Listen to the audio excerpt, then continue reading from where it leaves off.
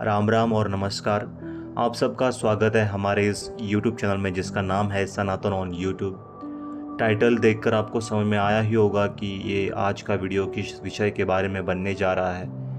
तो ज़्यादा देर न लेते हुए मैं सीधा विषय पर आता हूँ। तो विषय प्रारंभ करते हैं कि देखो, जहाँ कहाँ भी अंधकार या अधर्म होता है वहाँ पर दीपक जलाकर या शक्ति का प्रज्वलन कर कर उस अंधकार को या फिर अधर्म को मिटाया जाता है, क्योंकि प्रकाश हमेशा अंधकार को मिटाने के लिए होता है। इसीलिए हर साल जब अमावस्या की रात आती है हम लाखों दीप जलाकर याद करते हैं। उसी को दीपावली का अर्थ कहा जा सकता है। दिवाली केवल एक त्योहार नहीं है, ये वो क्षण है जब धर्म ने अधर्म पर विजय पाई थी। जब प्रभु भगवान श्री राम 14 वर्ष के वनवास और रावण वध के बाद अयोध्या लौटे थे। पूरी अयोध्या ने दीपक जलाकर उनका स्वागत किया था और तब से हर साल ये दिन प्रकाश पर्व के रूप में मनाया जाता है, यानी कि तभी से दीपावली मनाने की प्रथा शुरू हुई थी। भगवान श्री राम ने रावण का वध कर और माता सीता को फिर से हासिल किया और उसके बाद जब वो अयोध्या लौटे 14 वर्ष के वनवास के बाद, तब उनके आने की खुशी में और अधर्म के विनाश के जो वो आनंद था, वो सब जब बातें हुई थी रामायण काल में, तो वो सब एक विजय प्राप्त जैसा था, विजय ही हुआ था। तो भगवान राम लौटते हैं माता सीता के साथ अयोध्या में, और जब जब वो भारत में जैसे जैसे वो आते हैं तो वहाँ पर दीपावली का पर्व मनाया जाता है। अगर हम देखा जाए तो नवरात्रा के जब दशहरा होता है, दशहरे के लगभग, और रामायण में भी हमें उल्लेख मिलता है कई पुराणों में, और वाल्मीकि जी के रामायण में भी लगभग दशहरे के 21 दिन बाद, यानी कि दशहरे के दिन ही रावण का वध हुआ था। उसके 21, 22 या 20 दिन ऐसे दिनों के बाद भगवान श्री राम अयोध्या लौटे थे और उसी दिन दीपावली मनाई जाती है। और अगर हम कैलेंडर देखते हैं या फिर आज की हम तकनीक उसे इस्तेमाल करके देखते हैं, यूज़ करके देखते हैं, जैसे गूगल मैप हो गया, तो आप गूगल मैप में डाल सकते हो कि अगर हमें श्रीलंका से अगर हमें अयोध्या आना है, वो भी पैदल डिस्टेंस हो, तो वो बताता है कि वहाँ पे ऑलमोस्ट आपको 21 से 22 दिन का ड्यूरेशन वो बता देता है। तो कहीं ना कहीं ये भी एक साबित हो जाता है एक टेक्नोलॉजी के माध्यम से कि कहीं ना कहीं पुराणों की जो बात है वो सही निकल के आती है कि भगवान श्री राम लगभग 21 दिन के बाद अयोध्या में लौटे थे। तो भगवान श्री राम अयोध्या में लौटते हैं और उनके इस आनंदमय क्षण के लिए सब लोग अपने घरों के बाहर दिए जलाते हैं, दीपक लगाते हैं, और वो सब एक माहौल बन जाता है जब दीपावली का पर्व मनाया जाता है। लेकिन दीपावली सिर्फ रामायण की कहानी नहीं है। भारत की हर दिशा, हर परंपरा में इसका एक विशेष अर्थ है। दिवाली आश्विन जब महीना ख़त्म होता है, आश्विन जो हिंदू धर्म के हिसाब से जो महीना होता है, आश्विन के बाद कार्तिक महीने प्रारंभ होता है, जिसे हम चतुर्मास भी कहा जाता है। तो उसी में जब आश्विन महीना ख़त्म होता है, आश्विन की जो अमावस्या आती है, उस अमावस्या के दिन ही दीपावली मनाई जाती है। क्योंकि अमावस्या यानी कि जब वहाँ पे पूरा अंधकार होता है, उस समय दीपक जलाना अतिशय शुभ माना गया है, या फिर उस अंधकार को कहीं ना कहीं मिटाने के लिए कई सारे दीपक जलाए जाते हैं। रात भर कीर्तन भजन चलते हैं, पूजा पाठ चलती है, और वहीं से कार्तिक महीना शुरू हो जाता है। कहीं ना कहीं हम ऐसा भी कह सकते हैं कि कार्तिक जो महीना होता है, अब कार्तिक महीना के पूर्णिमा के दिन भगवान विष्णु अपने नींद में से उठते हैं, जो वो चतुर्थ मास के दौरान लेते हैं, जहाँ पर आषाढ़ी एकादशी शुरू हो जाती है। आषाढ़ महीने की जो एकादशी लगती है, तब से वो भगवान विष्णु अपने शेष नाग की जो शैया होती है वहाँ पर वो सो जाते हैं, और उसके 4 महीने बाद यानी कि कार्तिक पूर्णिमा के दिन भगवान विष्णु अपने छोटे से नींद लेकर उठते हैं। तो ये जो चतुर्थ मास होता है, उसके बाद जब चतुर्थ मास खत्म होने को आता है, उसके पहले ही कार्तिक पूर्णिमा के पहले एक आश्विन या फिर कार्तिक की अमावस्या आती है, और उसी अमावस्या के दिन यानी कि रात को दीपावली मनाई जाती है। पूर्व भारत की जो दिशा है, जहाँ पर नॉर्थ साइड में माँ लक्ष्मी की आराधना होती है दीपावली के दिन। कहा जाता है कि इस दिन माँ महालक्ष्मी समुद्र मंथन में से प्रकट हुई थी। वो संपत्ति, सौभाग्य और समृद्धि को देने वाली देवी थी। इसीलिए हम अपने घरों को सजाते हैं, साफ सुफ करते हैं, ताकि माता महालक्ष्मी हम पर प्रसन्न हो, आनंदित हो और वो हमारे घर में आके हमारे साथ हम पर आशीर्वाद रखे और हमारे घर में आकर वो रुके। हमारा स्वागत हम उसे करने की कोशिश करते हैं। माता महालक्ष्मी ये भी एक देवी का रूप है, सबको बताने की ज़रूरत नहीं है। लेकिन माता महालक्ष्मी का एक विशेष ऐसी बात होती है कि जहाँ पर साफ सफाई हो, स्वच्छता हो, अच्छा सुगंध हो, कहीं आजू बाजू में गंदगी ना हो, उस स्थान पर माता महालक्ष्मी नहीं रुकती है। जहाँ पर साफ सफाई हो, प्रकाश हो, बहुत सजावट हो, यानी कि हम जिसे माया कहते हैं प्रॉपर, तो वहाँ पर माता महालक्ष्मी आकर रुकती है और वहीं पे रहती है। तो इसीलिए दीपावली के दिन, दीपावली आने के पहले पूरे घर को साफ़ सफाई की जाती है, सजावट की जाती है और माता महालक्ष्मी की उस दिन विशेषकर पूजा की जाती है। नॉर्थ साइड और ऑलमोस्ट इंडिया में ये किया जाता है। वहीं पर दक्षिण भारत में दिवाली का अर्थ अंधकार का अंत है, क्योंकि वहाँ ये दिन भगवान श्री कृष्ण की असुर और भगवान श्री कृष्ण के जो नरकासुर था, नरकासुर का भगवान श्री कृष्ण ने उसका वध किया था और उसके ऊपर विजय प्राप्त की थी। इसीलिए नरकासुर का जो वध हुआ था उसे नरक चतुर्दशी भी कहा जाता है, जब सत्य ने पाप को पराजित किया था, ऐसा माना जाता है। और ये हुआ था, तो उसी के रिगार्डिंग दीपावली को मनाया जाता है, दीपावली को देखा जाता है। वहीं पर जैन धर्म में यह दिन है भगवान महावीर के निर्वाण का, जब उन्होंने जन्म मरण के चक्र से मुक्ति पाई थी और आत्मा पूर्ण ज्ञान में विलीन हुए थे। जैन धर्म में भी दीपावली का बहुत बड़ा महत्व माना जाता है। बंगाल और पूर्व उत्तर भारत में ये जो रात होती दीपावली की, यहाँ पर माँ काली की पूजा की जाती है। वो शक्ति है जो अंधकार और दुष्टता को नष्ट करती है। इस तरह दीपावली केवल एक कथा नहीं है, ये वो क्षण है जब हर युग, हर दिशा, हर धर्म में प्रकाश ने जन्म लिया था। दीपावली वो पर्व है जिसे हमें सिखाता है कि चाहे जीवन में कितनी भी अंधेरी रात क्यों ना हो, एक दीपक की लौ उसे मिटाने के लिए पर्याप्त होती है, और वो दीपक हमारे भीतर जलने वाली आस्था और सत्य की ज्योति होती है।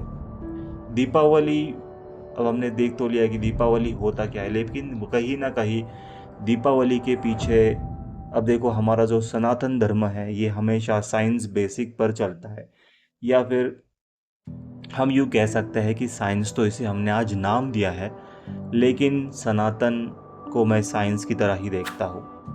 इसके पीछे कुछ साइंटिफिक रीजंस होते हैं दिवाली के पीछे। देखो, चतुर्थ मास आता है। चतुर्थ मास के दौरान जब बारिश बहुत गिर जाती है, लोग, एक तो फसलें उतनी नहीं आती है क्योंकि टाइम होता है, और सब लोग, पहले के ज़माने में सब लोग अपने घरों में लकड़ियाँ इकट्ठे करके रखते थे, क्योंकि बारिश के दिनों में लकड़ी काटकर चूल्हा चौका जलाना मुश्किल होता है। तो पहले से ही अपने घरों में लकड़ी जमा करके रखते थे और पूरे बारिश के टाइम में उन्हीं लकड़ियों से वो अपना चूल्हा चौका करते थे। उसके बाद जो भी उनके पास धन धान्य होगा, यानी कि जो अनाज होता है, वो घर में जमा करके रखते थे।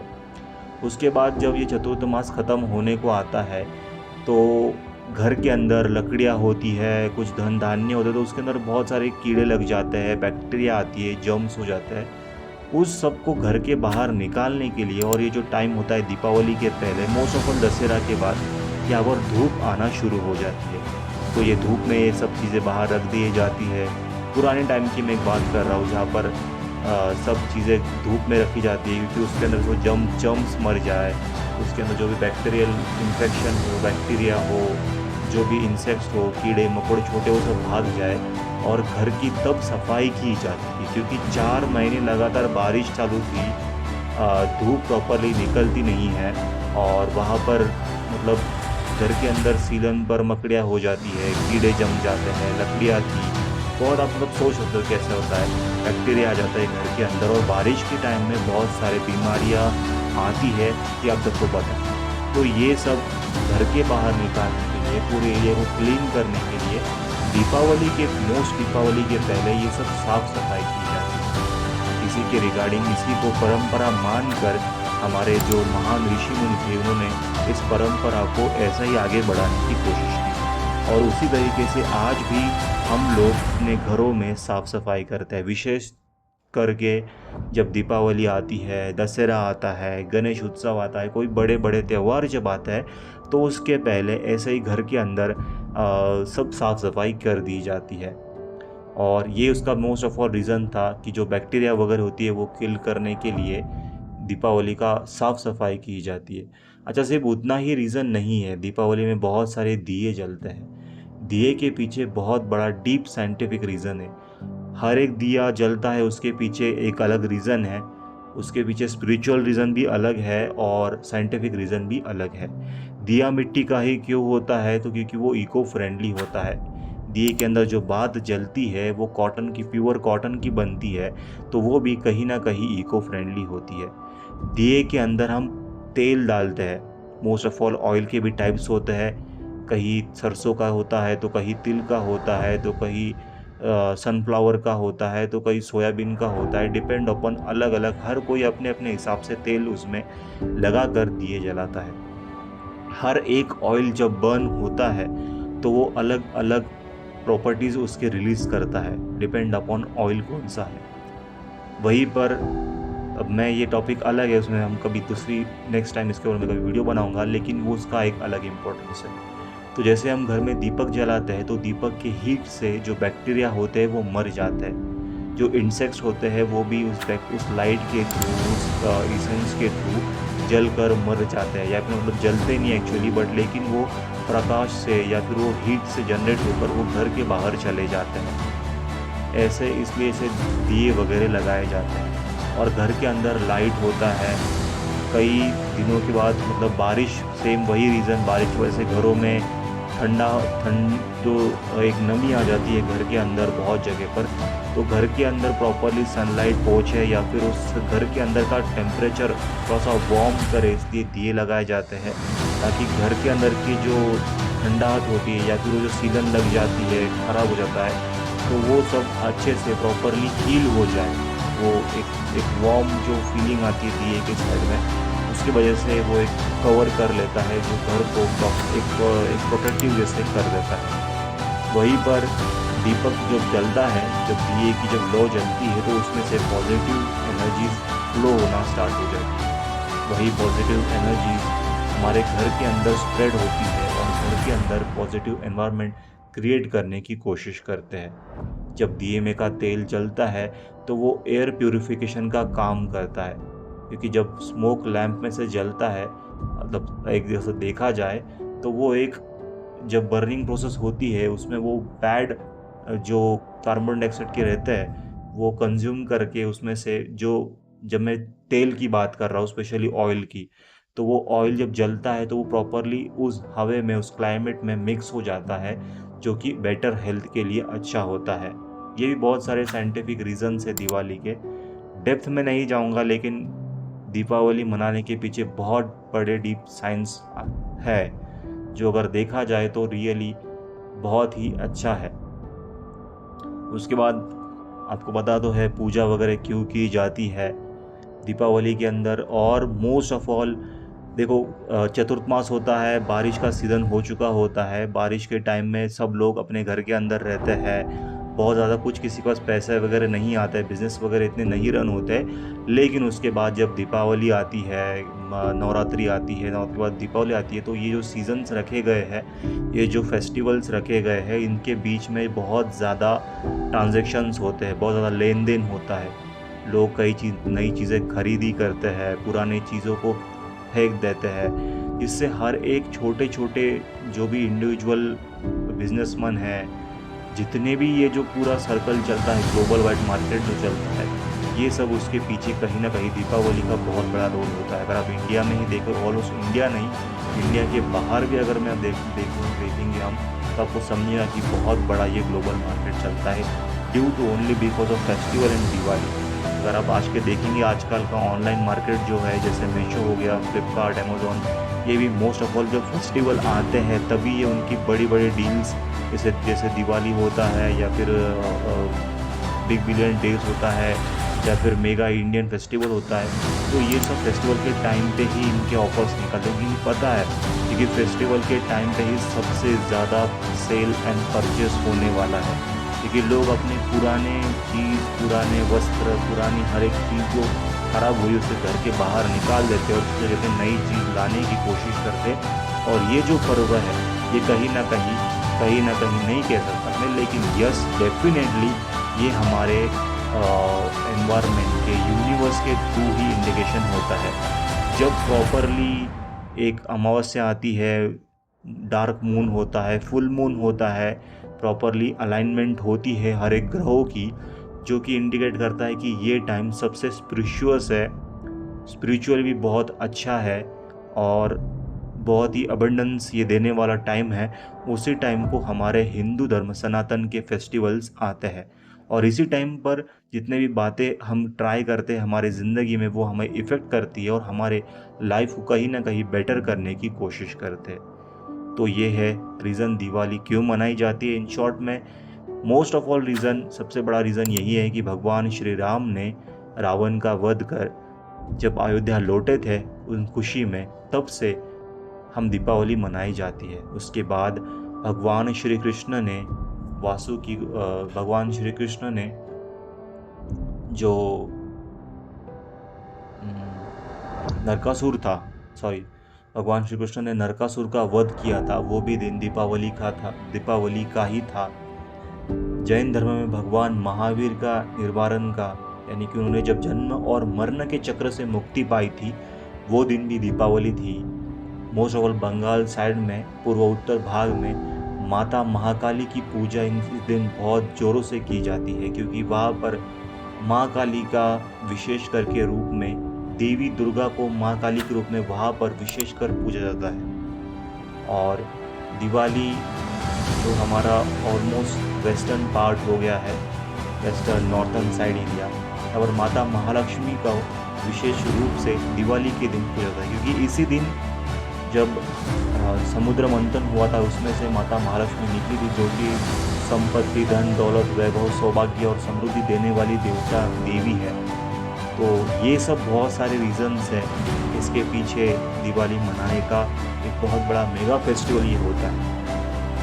अगर ये था मेरा एक ट्राई कि आपको मैं इन्फॉर्मेशन दे पाऊँ कि दीपावली क्यों मनाई जाती है। अब शायद आपको ये प्रश्न नहीं गिरेगा कि दीपावली क्यों मनाई जाती है, या फिर कोई आपको अगर पूछेगा कि दीपावली क्यों मनाई जाती है तो आपके पास एक प्रॉपरली कंक्लूजन होगा।